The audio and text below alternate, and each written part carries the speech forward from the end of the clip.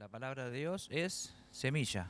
Mi corazón es buena tierra, recibo la palabra, la pongo por obras y seguiré dando frutos.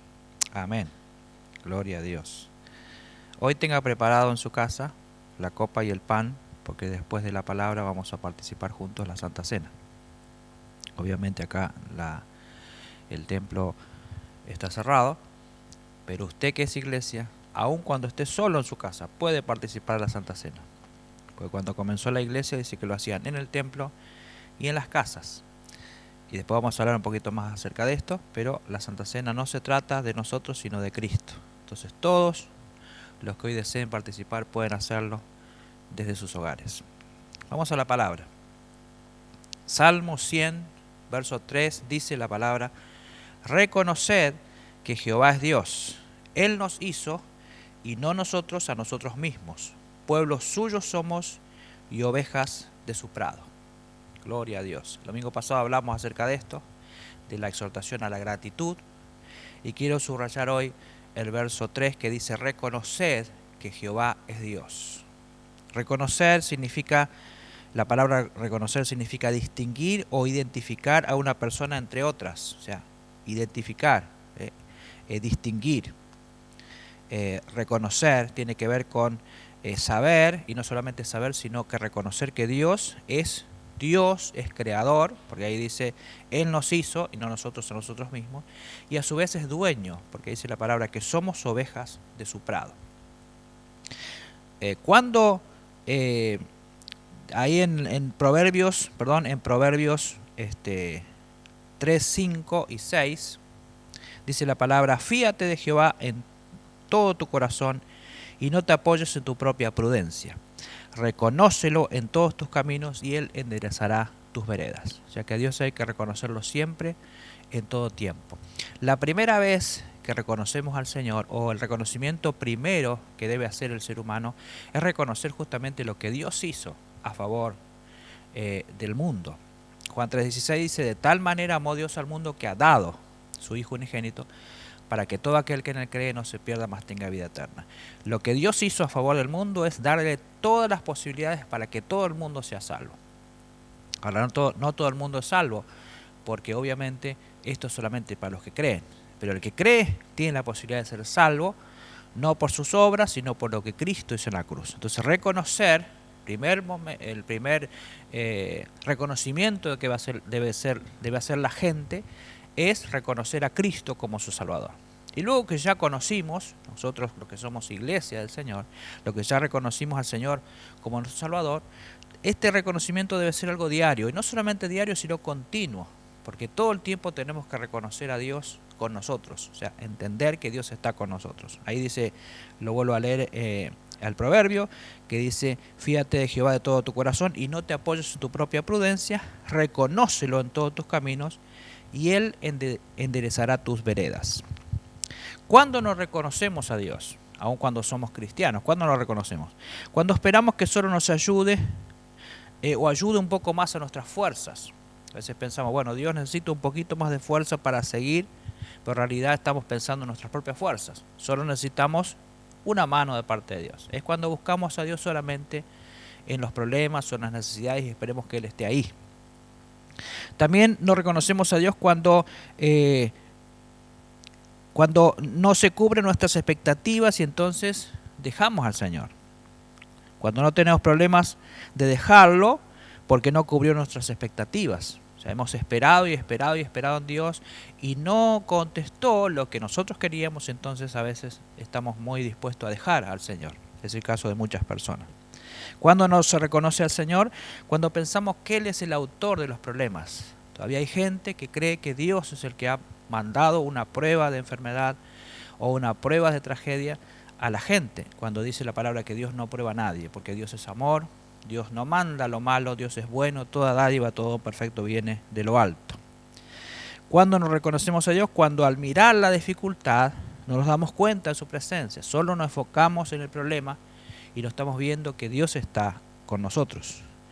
Y también cuando cuestionamos su palabra por no entenderla. Son algunos ejemplos de cuando no reconocemos a Dios. Por eso la Biblia dice reconocer que Jehová es Dios. Rápidamente quiero darles algunos ejemplos de historias bíblicas, de gente que tuvo la bendición de tener a Dios, a Jesús delante suyo y no reconoció a Jesús como Dios. Primer ejemplo, el joven rico. El joven rico es un joven que llega a la presencia de Jesús y le dice, ¿qué debo hacer para ser salvo?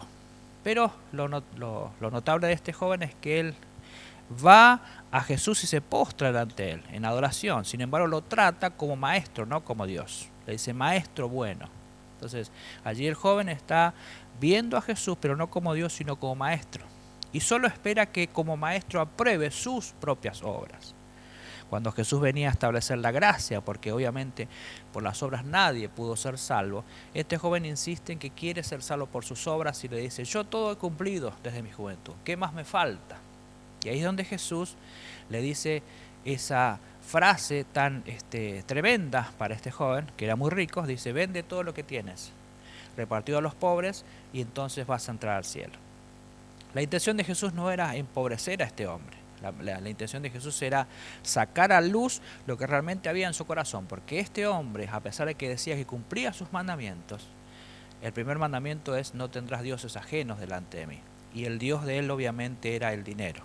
Eso lo saca a luz Jesús. Jesús no quería empobrecerlo, Jesús simplemente quería mostrarle a este joven que sus obras no eran suficientes, que necesitaba aceptar a Jesús no como maestro, sino como Dios.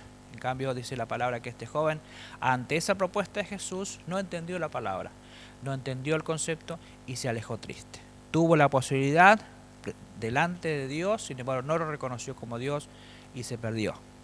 Hubo otra persona que fue confrontado por Dios con una decisión que debía tomar terrible, que fue Abraham, cuando Dios le había dado a su hijo preciado y luego se lo pide en sacrificio. Abraham, dice la palabra, que él no rehusó a su hijo, sabiendo que Dios era Dios. Reconoció a Dios como Dios y aunque no entendía el concepto, él fue y estuvo a punto de sacrificar a su hijo cuando Dios le dijo, no lo hagas, y proveyó el cordero para sacrificar en vez de su hijo. Ahí se prueba a alguien, o sea, se ve la diferencia entre alguien que reconoce a Dios como Dios y alguien que reconoce a Dios, pero solamente como un simple maestro. Este joven rico no pudo. Yo supongo que si él decidía, decía, sí Señor, voy a despojarme de todas mis riquezas, tal vez ahí el Señor le diría, está bien, ahora entiendo que amas a Dios más que a tu dinero. Pero no pudo hacerlo porque no reconoció a Jesús como Dios. Abraham sí lo reconoció, y Abraham diría, en Hebreos diría acerca de Abraham, que Abraham tenía la seguridad de que aun cuando matara a su hijo, Dios, por ser Dios, iba a resucitarlo entre los muertos. Esa es la fe que Dios espera de nosotros, que aunque no entendemos ciertas cosas, podamos confiar, como decía el proverbio también, fiarnos de Jehová de todo nuestro corazón. Y el otro ejemplo que quiero dar es acerca de la multitud que seguía a Jesús. La multitud seguía a Jesús, pero no lo reconoció como Dios. Disfrutó sus bendiciones, porque fue sanada, fue alimentada. ¿Cuántas veces Dios sanó todas las enfermedades?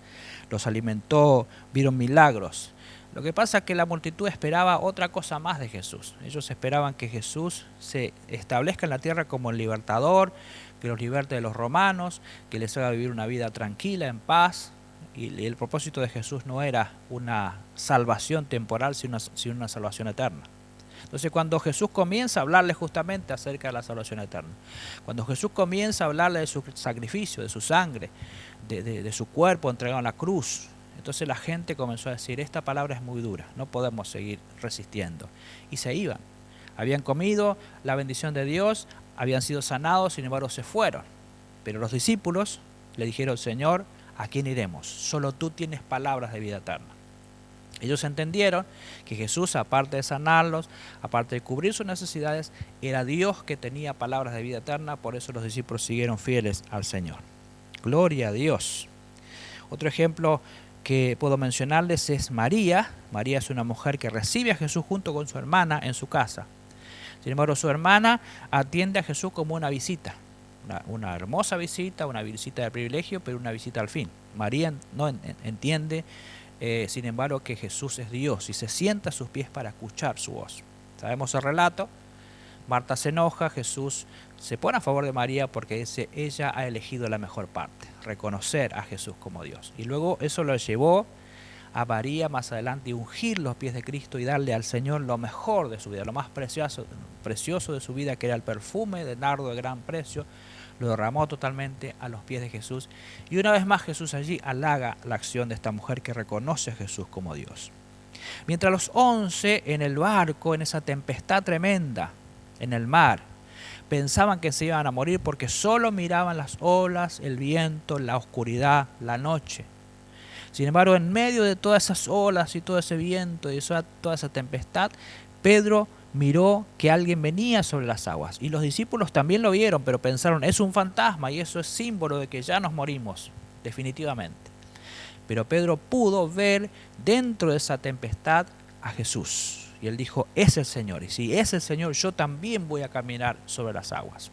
Qué bueno poder ver dentro de todos los problemas y las dificultades, reconocer la presencia del Señor. Esa es la idea, que podamos reconocer en medio de la tempestad, en medio del problema, que el Señor está sobre la tempestad. Porque Jesús, como lo digo siempre, no calmó la tempestad para caminar sobre ella. Caminó sobre ella aun cuando la tempestad era terrible.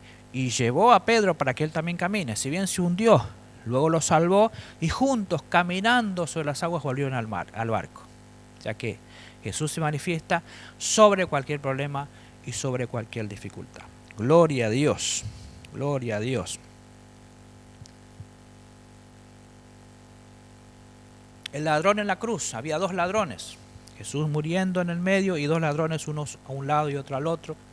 Uno de ellos le dice al Señor, mirando al Señor como simplemente un milagrero, le dice, si eres hijo de Dios, ¿por qué no te bajas de la cruz y nos bajas a nosotros? Esperaba una solución pasajera, esperaba seguir viviendo un tiempito más en la tierra. Sin embargo, el propósito de Dios era justamente morir para que tengamos vida eterna. Sin embargo, el otro lo reconoce como Dios. El otro le pide a Jesús que se acuerde de él en su reino eterno. Pudo reconocer a Jesús como Dios en el último minuto de su vida y fue salvo por gracia.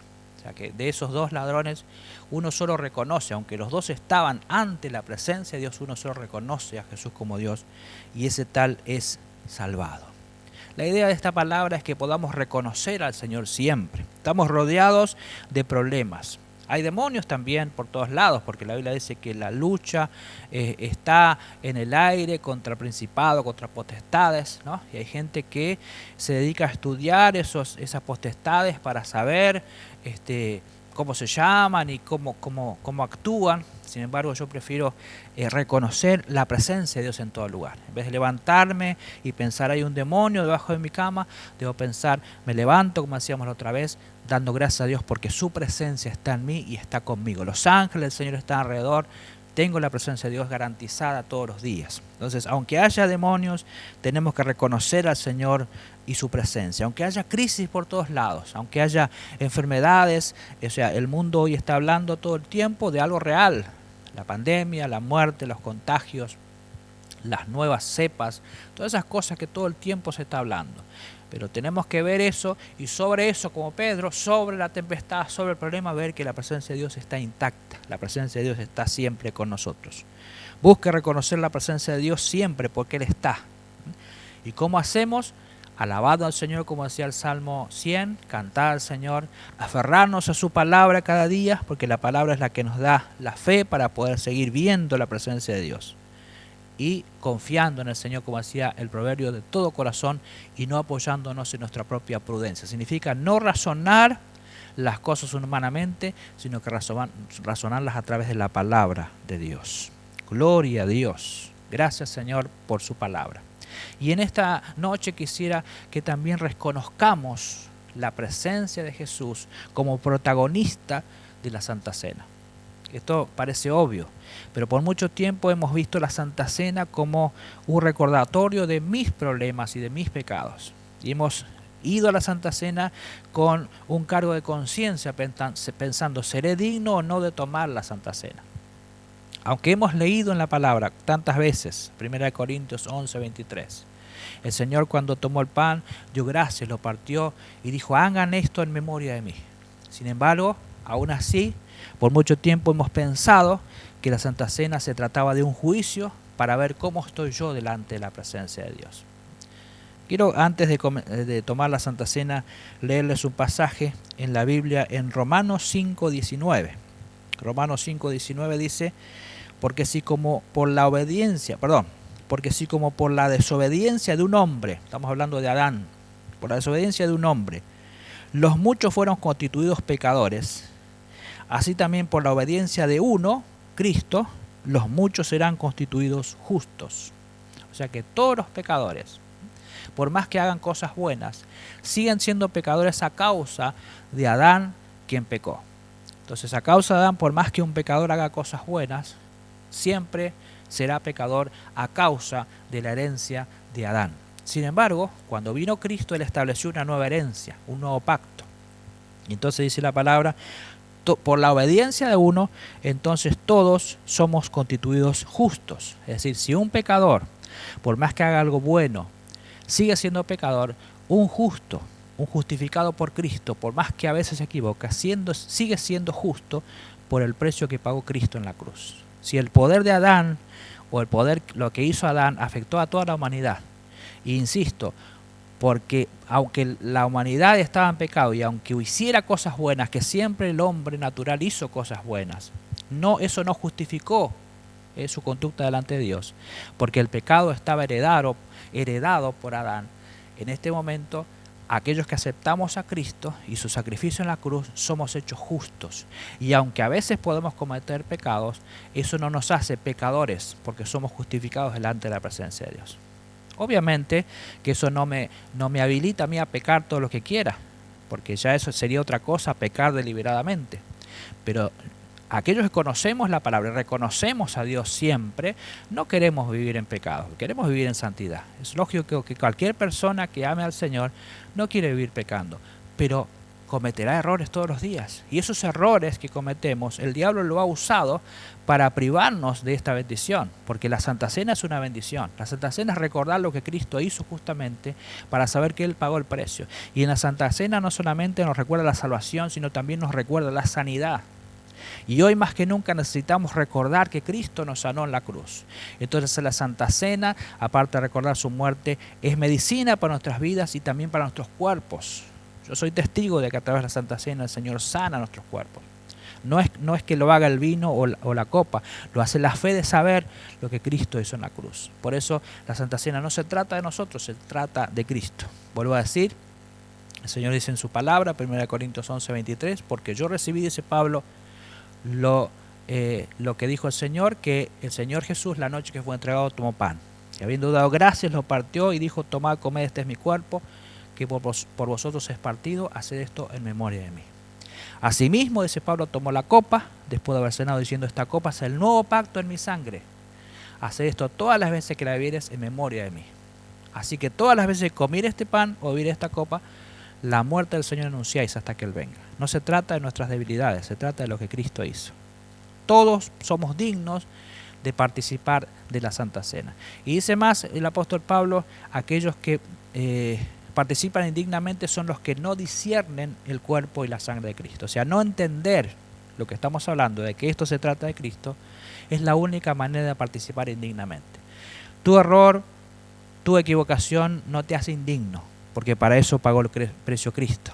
Lo que nos hace indigno de participar de la cena es hacerlo sin la conciencia de saber de qué se trata. La Santa Cena se trata de Jesús. Reconocemos a Jesús en el pan y en la copa.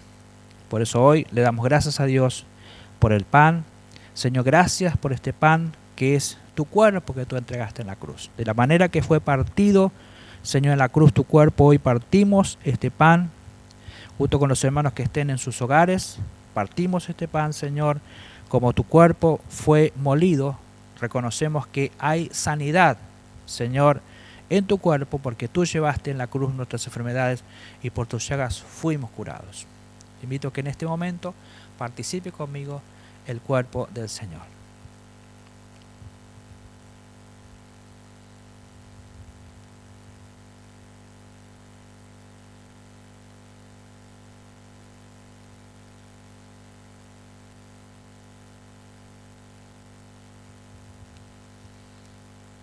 Gracias, Señor.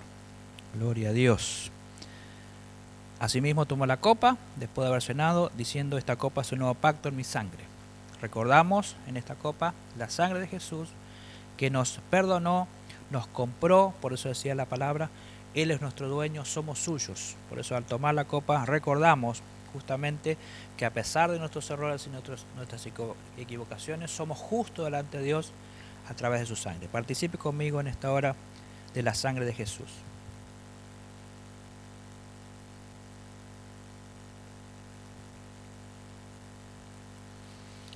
Gloria a Dios. Amén.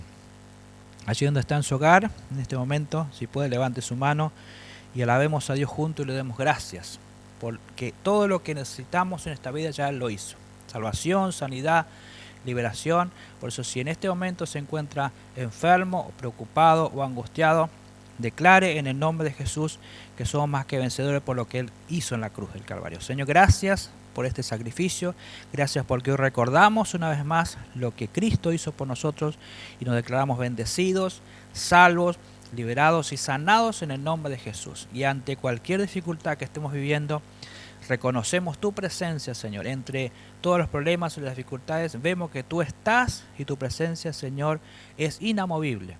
Y en el nombre de Jesús te damos gracias. Amén. Amén. Bendecidos.